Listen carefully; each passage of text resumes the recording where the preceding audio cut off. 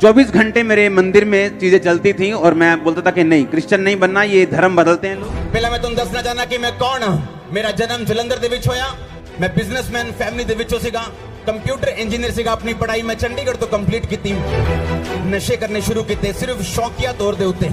और मैं गुस्सा करना जो क्रिश्चियन लोगों ने मेरे घर प्रार्थना कर लिया ना, गाला कढ़निया मैं उन्होंने, लेकिन मैं नहीं सी जानता कि मैं जीवित परमेश्वर के नाल पकड़। 4 में मुझे कुत्ते ने काटा और मैं मेंटली अपसेट हो गया। अटैक होने शुरू हो गए। डॉक्टर्स के बाद डॉक्टर्स जिन पे मुझे मान था, सब जगहें, सब चीजें, सब जगह घूम लिया और सुसाइड करने वाला था जिस दिन, सारी अकड़ निकल चुकी थी। धर्मों के बारे में बात करना बंद कर दिया था। कुछ नहीं मैं करता था, सिर्फ सुसाइड करना और हैवी डोज नशे की लेके स्पेशल सुल्तानपुर साइड से नशा लेने जाना और स्पेशल नशा करना ताकि मैं नशे में रहूं और मुझे अटैक ना हो। रिलीजियस खानदान से हूं मैं, एक्टिव। ऐसा नहीं था कि हम परमेश्वर को मानते नहीं थे, नो, एक्टिवली मानते थे सबको, क्योंकि धर्म इंसान ने बनाया। यीशु मसीह ने कोई धर्म नहीं बनाया, परमेश्वर ने कोई धर्म नहीं बनाया।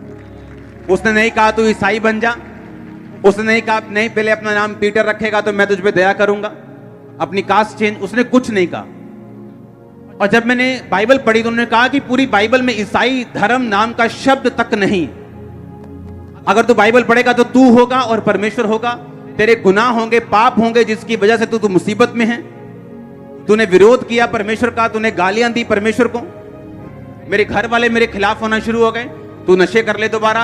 वही घर वाले जिन्होंने मुझे भेजा चर्च में, वही बोलते थे नशे कर लो दोबारा, जो मर्जी करो, चर्च में नहीं जाना है, चर्च नहीं जाना, रोज शाम को नहीं जाना, बिजनेस करो, ये करो, बहुत बड़ा बिजनेस है, ये हो जाएगा, वो हो जाएगा, नहीं तुमको ऐसा नहीं करने। रिश्तेदार, ओए तो वापिस आएगा अपने धर्म में, तेरे को पछताना पड़ेगा, तेरे पास्टर को मारेंगे, थप्पड़ मारेंगे, पीटेंगे, उसे रास्ते में पकड़ लेंगे। आप नहीं जानते, रोज रोज घर में कलेश इतना होता था, आप इमेजिन भी नहीं। अगर आप कई लोग ऐसे होते वापिस चले जाते। लेकिन शुरू से मैं अपनी फैमिली से हल्का सा अलग रहा था। अधरंगी आता है, वो बिल्कुल उसे उठा के लेके आए और मैं भी बिल्कुल नया था, 3 महीने विश्वासी।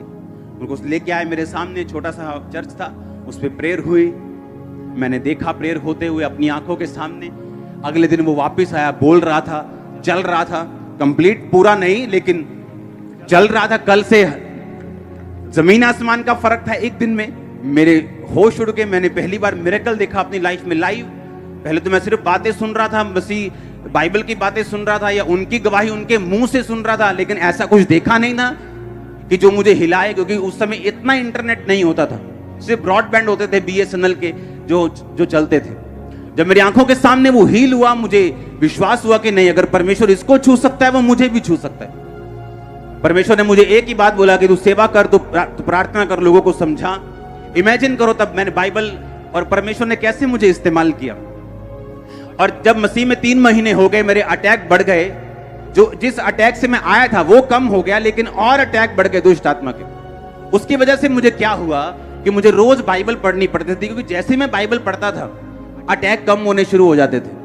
तो मैंने क्या करता था कि घर में जब मैं गया 10 बजे 5 बजे चर्च जाके, चर्च से आया 10 बजे 11 बजे 12 बजे, घर आते ही बाइबल पकड़ी अपनी छोटी, अपनी छत पे, मॉडल टाउन हमारी कोठी थी, मॉडल टाउन के बीच में, अपनी छत पे गए, बाइबल पढ़ी 1 घंटा 2 घंटे 3 घंटे 4-5 घंटे जब बाइबल पढ़ ली, मेरा अटैक खत्म होता था और मैं सोने वर्गा हो जाता कि हाँ अब सो सकते हैं, अटैक कम हो गया। एवरी डे बाइबल मेरी एक दवाई थी, क्योंकि मैं दवाइयां खा चुका था, जलंधर के सारे बड़े डॉक्टर से दवाइयां खा चुका था, कोई असर नहीं, 1% भी नहीं। अब जब मैं बाइबल पढ़ता था मेरे अटैक दुष्ट आत्मा के कम होते थे।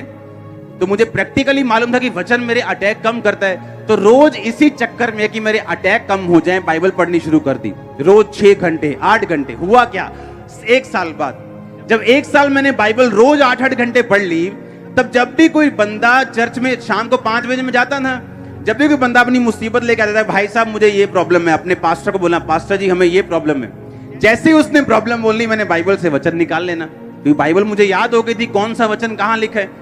जैसे ही उसने कहा मेरे ये दिक्कत है, मैं बाइबल उठा के बोलना कि देख वचन क्या कहता है, वचन ये कहता है, वचन ये कहता है।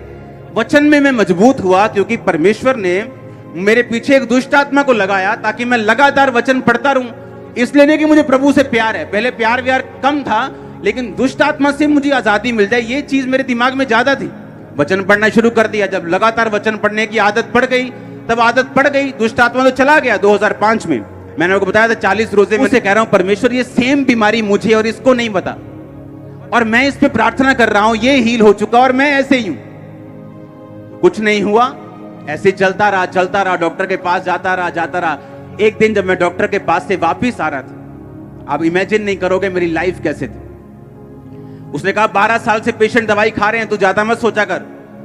और मैं हैरान हो रहा हूं कि परमेश्वर मैं तेरी सेवा करता हूं, मैं लोगों पे ले हैंड करता हूं, लोग हील होते हैं और मैं बीमार हूं। जब वो डॉक्टर ने इतनी बात बोली कि 12 साल मैंने बाहर आया हॉस्पिटल से, मैंने गुस्से से दवाई फेंकी, मैंने कहा मैंने नहीं खानी, कुछ भी हो जाए। अब इमेजिन करो, मुझे नहीं मालूम था कि मेरी प्रार्थना सुनी जा रही। परमेश्वर का थैंक्स करता रहा। इंस्टेंट हीलिंग हुई मुझे, इंस्टेंट हीलिंग, और मैं हील हुआ, मेरा फेथ बढ़ा। मैंने कहा अब आया मजा, अब बताऊंगा मैं।